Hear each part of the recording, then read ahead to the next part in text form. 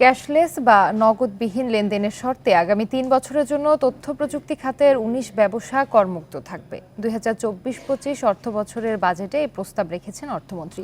এই সিদ্ধান্তকে স্বাগত জানালেও খাতগুলোকে আলাদাভাবে চিহ্নিত করে কর আদায়ে এনবিআর এর সক্ষমতা নিয়ে শঙ্কা জানিয়েছেন বিশেষজ্ঞরা।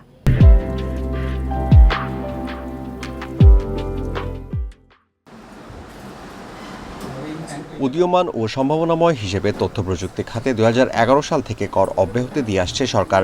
এই সুবিধার মেয়াদ ২০২০-২১ অর্থবছরে শেষ হওয়ার কথা থাকলেও ২০২৪ সালের জুন পর্যন্ত তা বাড়ানো হয়। এবার নতুন বাজেটে software development, AI, robotics, cyber security, call centre সার্ভিসের মতো ১৯টি ব্যবসায় ৩ বছরের কর অব্যাহতির প্রস্তাব করা হয়েছে। বৃহস্পতিবার জাতীয় সংসদে উত্থাপিত বাজেটে অর্থমন্ত্রী আবুল হাসান মাহমুদ আলী জানান, ক্যাশলেস বা নগদবিহীন লেনদেনের শর্তে এই সুবিধা দেয়া হবে। সরকারের এই সিদ্ধান্তকে স্বাগত জানিয়েছেন তথ্য প্রযুক্তির বিশেষজ্ঞরা। এটা স্বাভাবিক একটা প্রক্রিয়া, এক সময় সমাজ ক্যাশলেস হবে, এটা সেদিকে আমরা যাচ্ছি এবং সেটাই বাস্তবতা।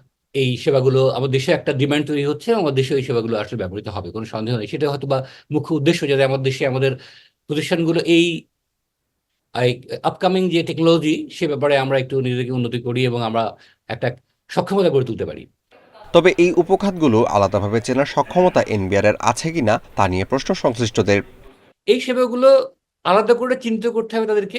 আমি জানি না এনবিআর এর সক্ষমতা আছে কিনা। আমরা আগেও দেখেছি যে এই কর অব্যাহতির একটা অপব্যবহার হয়, সবসময় হয়ে এসছে, যে অন্য সেবাকেও আমরা আইটি আমল সার্ভিস বলে চালিয়ে নিয়ে সেখানে কর অব্যাহতির সুযোগ নিয়েছে অনেক কোম্পানি। আবার অনেক যারা আইটি আমল সার্ভিস দেয় তারা কর অব্যাহতির সুযোগ পায়নি। বর্তমানে তথ্য প্রযুক্তি খাতের ২৭টি ব্যবসা কর অব্যাহতির সুবিধা পেয়ে আসছে। তুমি আমাকে অন্য প্রশ্ন করতে আমিরুল ইসলাম, ইন্ডিপেন্ডেন্ট নিউজ, ঢাকা।